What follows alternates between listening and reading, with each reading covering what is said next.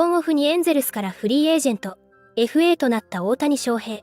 現球界で唯一無二と評される二刀流で異次元の成績を残してきた異彩が、どの球団と契約を締結するのかが、連日のように世間を賑わせています。しかし、大谷の代理人ネズ・バレロ氏をはじめとする本人側は、完全黙秘を貫いており、交渉の進展状況や大谷の希望条件などの具体的な情報はわからないままです。米メディアでも、大谷の動向は不透明なままだという声が聞こえるほど、お手上げといった状態です。そんな中、アメリカのポッドキャスト番組、ファウルテリトリーでは、トロントブルージェイズに所属するウィット・メリフィールド外野手が出演し、沈黙を貫く大谷に対して、彼の姿勢には納得だよ。と、理解を示していましたので、日本語字幕付きでご紹介していきます。But Shohei Ohtani's a free agent.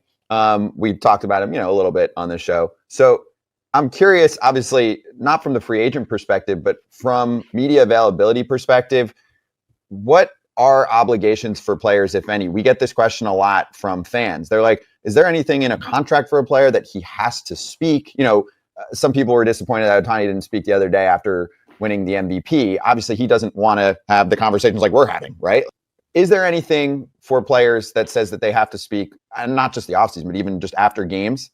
And if not, do you think there should be? Because yeah, I mean, during the season, I don't know the exact stipulation, but I think there is some sort of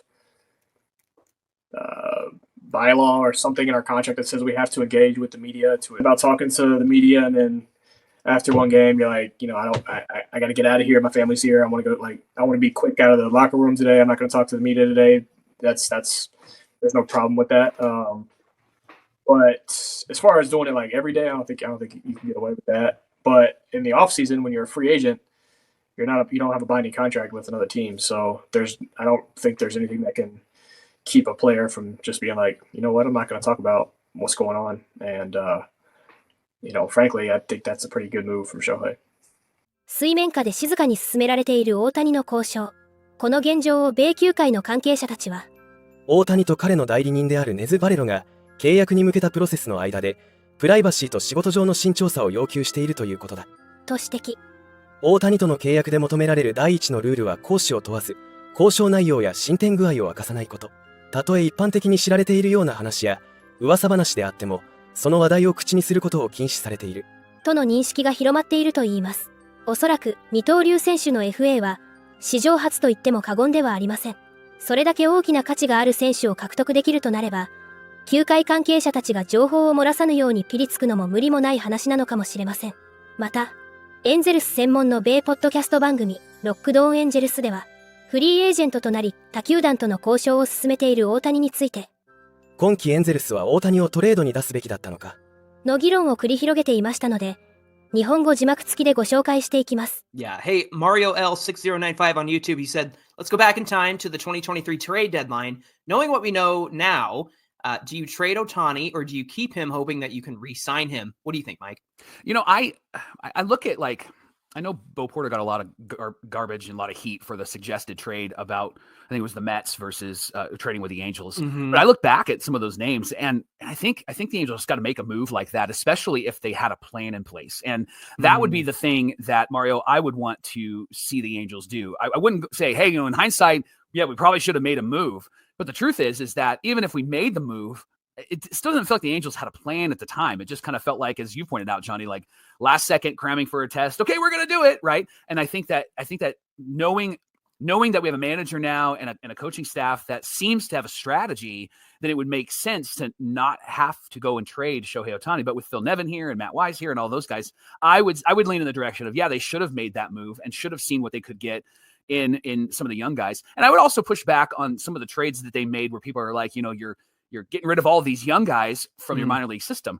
I know of two names, Coleman Crow being one of them, where they weren't protected in the what's the draft? The Rule 5 draft. The Rule 5 draft. They weren't protected. The Angels could have gotten them again. And what we found out and what we're finding out over the last couple of years is that when the Angels have these guys that they have to send through waivers to send back down to the minors, nobody puts claims on. Nobody wants them, right? And so everybody freaking out about, oh, we traded the farm system for all of this. We lost a bunch of guys. Like, I think the only name that I'm super excited about is Edgar Caro and maybe even a Kai Bush, and that's it. Those two are the ones that are disappointing. Yeah. Yeah. Everybody else, it just feels like they're kind of in the air. They're kind of floating out there. And so I think we need to temper our anger about like, oh, there's nobody there and we can't have a young minor league system, right? Like all of that has been proven to be a waste of breath, right? Yeah.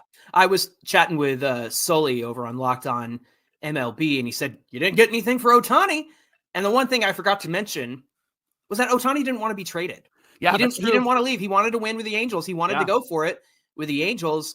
And so kind of going back to Mario's question is, would you trade him knowing what you know now? I mean, yeah, like on that premise, yes, because if I'd have known it was going to be a complete disaster, then yeah, totally would have done that. Yeah. But the fact that they were going for it with Ohtani, I think spoke to him. He also wanted to be on the team and try to win it all. And not even Ohtani knew it was going to fall apart like that. So at the end of the day, I think that it was better that they went for it with Ohtani because he wanted to be there. He wanted to be part of it. He wanted to see the team go far. They were 3 games out of a wild card spot. Right. And so everybody's saying, why'd they go for it? They didn't have a chance. They had more of a chance than the Yankees and all those guys. Like they had the chance and they were 3 games out of it.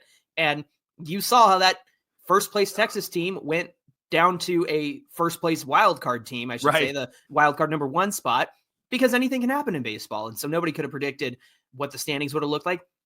And nobody could have predicted how they fell apart. So all that to say, I'm glad they stuck with Ohtani because that's what he wanted at the end of the day. エンゼルスは今季プレーオフに進出して大谷との再契約を目指すか、大谷を放出して多くの有望株を獲得するかの決断に迫られていました。結果、プレーオフを目指すことにしましたが、その目標は実現できませんでした。勝利を求めている大谷は他球団への移籍が有力視されており、これに対し、エンゼルス専門メディアのヘイローズトゥデイのケーレブ・グエン記者は、愚かにもペリー・ミナシアン GM は大谷を手放さず、期限までの間、彼のトレードの話を全て打ち切った。と非難。そして、さらに悪いのは、大谷がロースター全体の負傷のために、ほぼ一人でポストシーズンへの道を戦おうとしたことだ。マイク・トラウトとアンソニー・レンドンの長期欠場は、大谷の肘にあまりにも大きな負担をかけ、そのために彼の体は最終的に壊れてしまった。とチーム内で故障が相次ぐ中、投打でフル稼働し、故障離脱した大谷の現状を憂いていました。結果から見たら、大谷はトレードされず怪我をして戦線離脱。